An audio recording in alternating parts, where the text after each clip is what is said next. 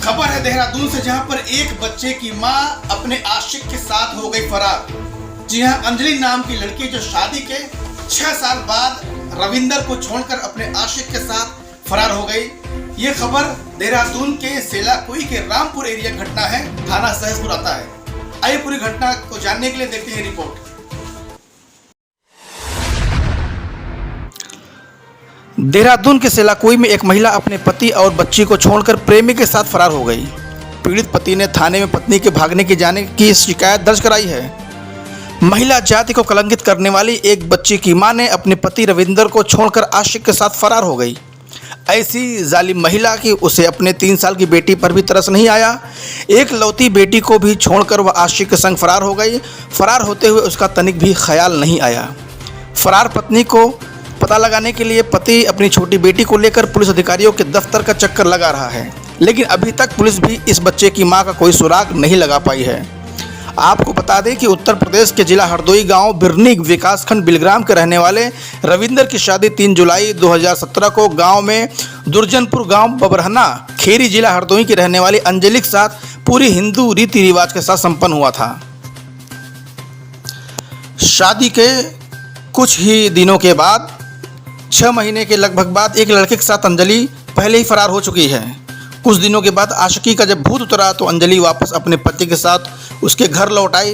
पति ने भी बड़ा दिल दिखाते हुए पत्नी को अपना माफ़ करते हुए अपना लिया, लेकिन जिसकी लत खराब हो चुकी है उसे कोई कैसे सुधार सकता है। फिर कुछ दिनों बाद रविंदर अंजलि को लेकर देहरादून के सेलाकुई में आकर किराए के कमरे में रहने लगा और यहीं पर दिहाड़ी मजदूरी का कार्य करने लगा। रविंदर दिन भर मजदूरी करता और रात को लौटता था। एक दिन जब वह काम से घर लौटा तो उसकी पत्नी अंजलि किसी से फ़ोन पर बात कर रही थी। उसने पूछा तो अंजलि झगड़ने लगी। रविंदर ने अंजलि से मोबाइल छीन लिया और उससे लड़के से बात करने के एवज में बात की तो दोनों में तू मैंने होने लगी। रविंदर ने कहा, अंजलि तुम सुधर जाओ, नहीं तो मैं तुम्हें कल तुम्हारे घर दुर्जनपुर जाकर छोड़ दूंगा। इससे पहले कि अगला दिन आता, उससे पहले ही रात में अंजलि लगभग 3 से 4 बजे रोहित उर्फ विपिन के साथ फरार हो गई। अंजलि के साथ सो रही उसकी बेटी कुछ देर बाद मां को न पाकर रोने लगी तो आवाज़ सुनकर रविंदर भी जाग गया। देखा तो बिस्तर पर बेटी अकेले थी, अंजलि कहीं पता नहीं था। रविंदर ने सोचा हो सकता है अंजलि बाथरूम में गई हो।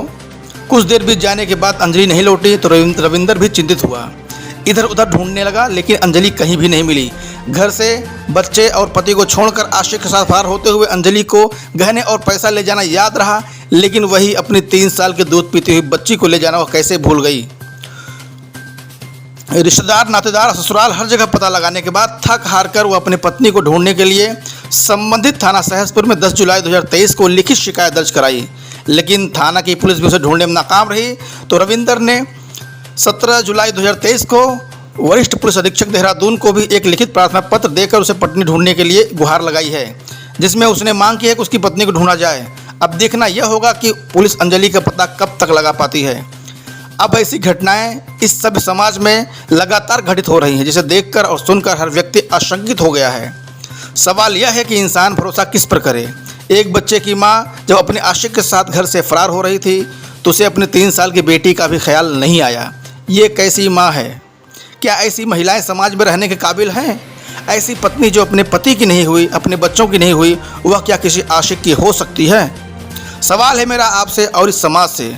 अगर आप भी 3 साल की बच्ची से उसकी मां को मिलाना चाहते हैं तो इस खबर को अधिक से अधिक शेयर करिए, ताकि अंजलि जहां भी हो उस खबर तक ये पहुँच जाए, उस तक ये खबर पहुँच जाए।